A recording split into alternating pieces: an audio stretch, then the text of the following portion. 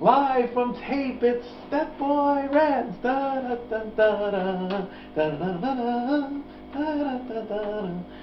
Hello, my internet fans. This is me, the one and only Stat Boy. This is the latest episode of the Stat Boy Rants, and as always, these rants are Stat Boy approved. But I don't need no rocking chair. It suits me well. This is my throne. This is my Snoop throne. Yeah, that's right. A lot of stuff's been going down recently. Yes. If it's your throne, then why is everyone else sitting in it this week too? Because I want to share my kingdom of Stat Boy Land. And everybody gets. Is it a magic kingdom or a tragic kingdom? It's a tragic kingdom. Yeah. Gwen Stefani, your Stat Boy approves. No further involvement from the renegade. No. None. A lot's been going on in the world. We are in our new studios, and a lot of stuff going down, and that's what I'm gonna rant about, like I always do. So let's start with the wrestling. Hey Vince, I'm in the wrestling business. Well, I'm in the sports entertainment business. Big difference. The fallout of the pay-per-view that happened this past Sunday at Elimination Chamber. If you saw our results show, which I ran off camera because, Pinky ran just as good as I do, if not a little bit better. Anywho, she got a big smile on her face right now. John Cena and CM Punk is going to fight next week to determine who goes up against The Rock at WrestleMania. Now, got an issue with that because, as we all know, the Royal Rumble winner is the one that's supposed to go up against the champion at WrestleMania. They earned that right. Now, that could be kind of stupid. Everyone's thinking Rock Cena 2 at WrestleMania, or do we see Punk Rock 3 at WrestleMania? Even though Rock has won both times. This being part 3 since they've had the match. That's like Triple H Batista. When Triple H couldn't beat Batista once, and then he beat him in Hell in a Cell, couldn't beat him again, 3 straight, and then he finally gave up. Punk ain't gonna give up that easy. Hell no. In his own little Punk world, he's still a champion. He's gonna get his 500 days. Yeah, right. Now, again, I don't hate The Rock totally. I don't wish that a steamroller flattens him, or the movie projector goes out during G.I. Joe Retaliation, which opens March 29th. I haven't even seen the first. I didn't even watch G.I. Joe growing up as a kid because there were too many damn characters. There was only one character I remembered, and that was Cobra Commander. I can't name 5 other characters from G.I. Joe. If you want to count Sergeant Slaughter, was he on the cartoon show? I can't remember. And now I know, and knowing's half the battle. What was the concept of G.I. Joe anyway? I mean, an elite military force that kicks ass? It was called the Delta Squad in the 80s. Delta Force. Chuck Norris. Chuck Norris kicked ass before The Rock ever did. That's all I gotta say about that. So, yes. Speak, Renegade, speak. Go ahead. As much as I love it, Chuck Norris made sidekicks. But then again, The Rock made Doom, so... Yeah, The Rock made Doom, yeah. So, next week, don't be surprised if Vince decides to throw a curve in there where there's like a double pin, or somehow the Anaconda Vice gets mixed up with the STFU. Somehow. I don't know how they'll do it. They'll contort their bodies somehow to where there'll be a draw, and the next week they'll make the announcement there'll be a triple threat match. Don't be surprised because, folks, wrestling fans are not stupid. We have brains. Vince McMahon and Paul Heyman Vince, storyline, broken hip, hip replacement, whatever, wants to fight Paul Heyman. Well, he's got two good friends, and those are his crutches. Go extreme, swing on him. Don't be surprised if Brock Lesnar comes back. Because we ain't seen Brock for what, a month now? What's he doing? Making more Sable babies? Ugh. Trying to get back in your MMA career? Yeah, right. Dana White's probably got him blocked so many times every which way from Tuesday. This Saturday, UFC Ladies Takeover. Good job for you, Dana White. Step Boy approved on that one. I'm going to pick Rousey. I think she's going to win. Let's see. What else? I'm going to give a shout out to Naomi, the Funkadactyl. Wow, she shocked me. That's a pretty good fight she put up there against. And Rosa Mendez with her new little tattoo on her stomach. Let those two go at WrestleMania. We're in the middle of Stepboy land. In bikinis, hot oil, jello, chocolate, whipped cream, butterscotch. Is this a wrestling match or a freaking Sunday?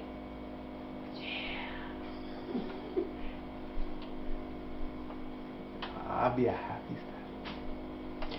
Anyway, let's see. The newly designed WWE title belt looks more like a enlarged version of the U.S. title without the American flag on it, with a big old W on it. Reminds me of the Warner Brothers logo minus the B. Okay. And if you notice that there are two Brahma bulls on the side of the belt. Now that's telling me are those things removable, and whoever gets the title next, like if Cena wins, does he put his things here, or does he put like the old Chain Gang logo, or if Randy wins, do we put a Viper on there somehow, or if Swagger wins, does he put like a show off, or the briefcase, or if Del Rio wins, you put a little Mexican flag? Is that what that's for?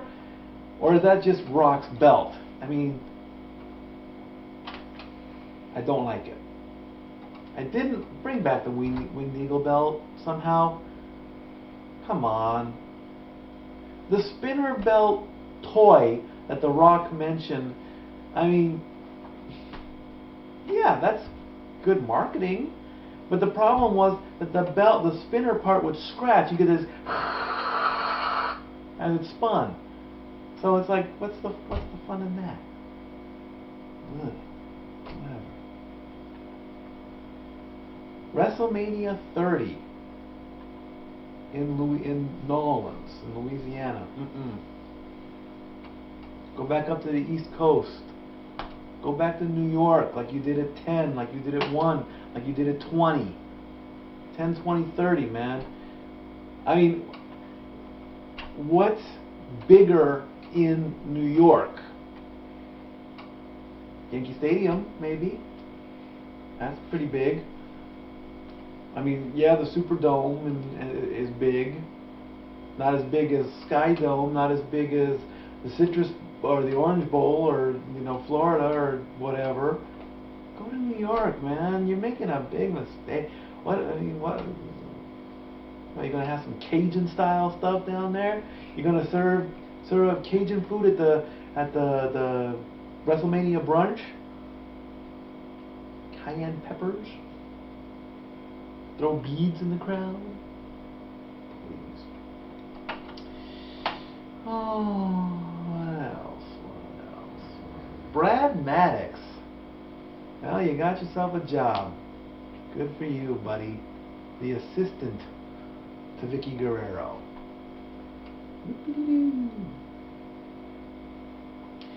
The Shield.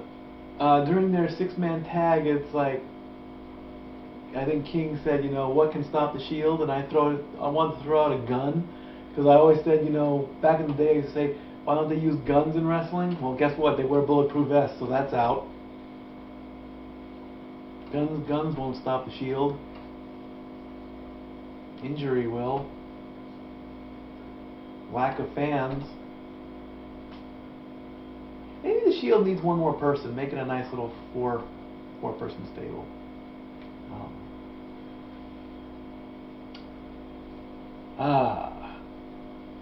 Enough about wrestling. Into the news. Here's my issue with the news.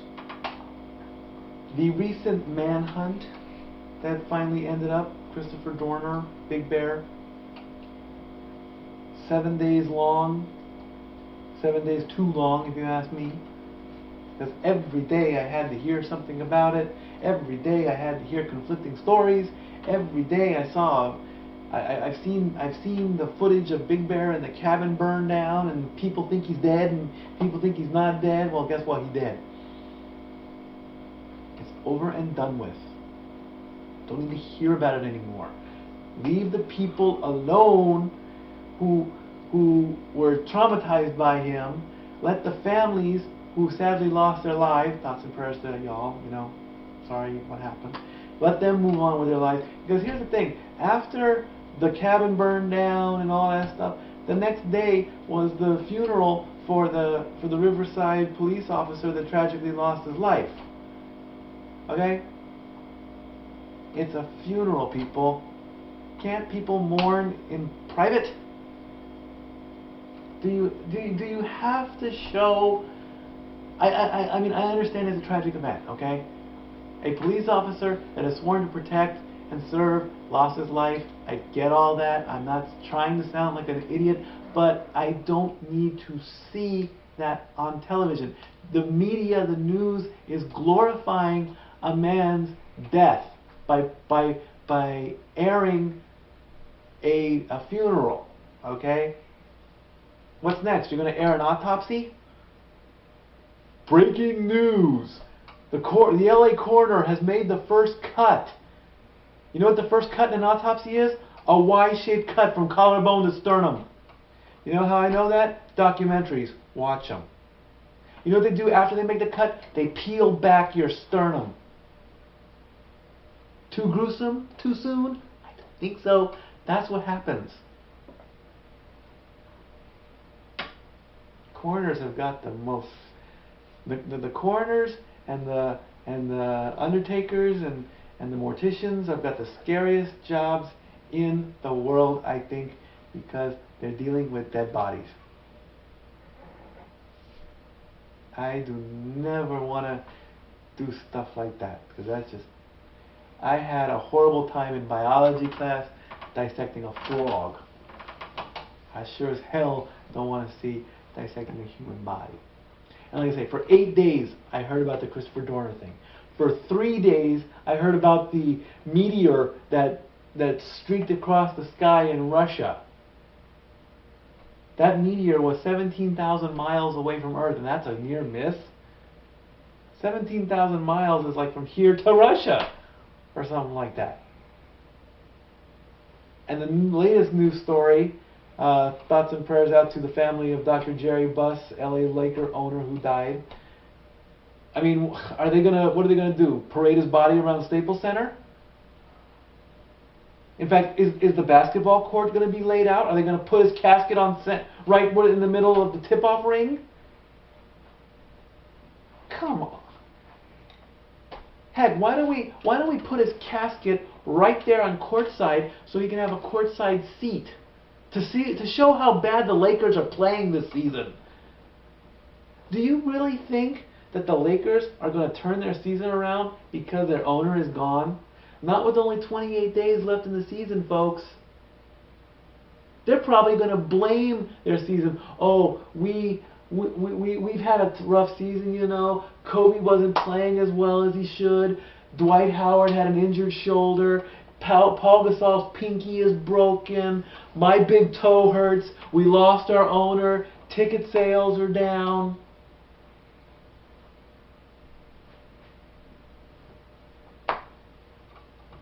I mean, come on. Really, guys? The only thing I care about every time I read the paper and the Lakers is how many points Kobe scored, and guess what? That's going downhill too. He went from like 33 points to down to 27 points to down to 25 points. He's got a year left on his contract. Every time I see how many less and less points, it's like he's not going to re-sign. He's got less than 500 points before he passes Wilt Chamberlain on the all-time scoring list. He's got 1,400 and so until he passes Michael Jordan. If he wants to pass Karl Malone and Kareem Abdul-Jabbar, he's going to have to sign at least for 2 more years, which means he will be almost 40 years old and have at least 19 seasons in the NBA. That don't mean the Lakers are going to win a playoff. No.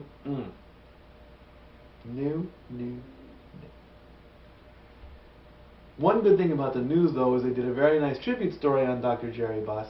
On, this guy was cool. I mean, he had wild parties. He brought in the Laker girls. He started that back in the Showtime era.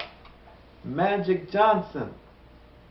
Magic Johnson was like his lost son and all that.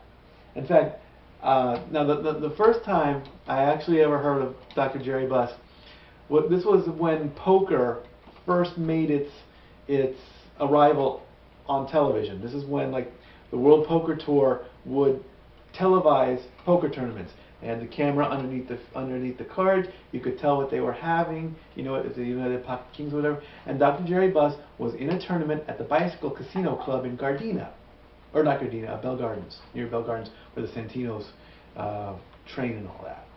And he was heads up against another player, and he had a nice hand, but he folded his hand. And basically, common rule in poker is when you fold your hand, you move on.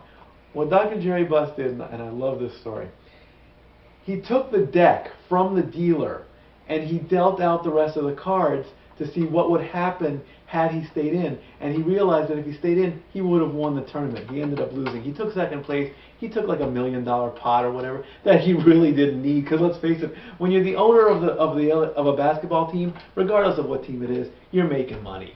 Okay? He paid like I think like $65 million, if that's the term, and he turned the Lakers into $1 billion. He had some money.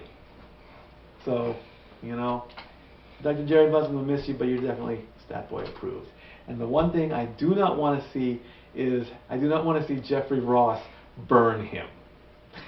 Because that's just wrong. If y'all don't know who Jeffrey Ross is, he is a comedian. He has a show on Comedy Central called The Burn. Basically, Comedy Central gave him his own spin-off of the roasts. If you don't know what roasts are, go all the way back to the Dean Martin roast. His catchphrase, too soon.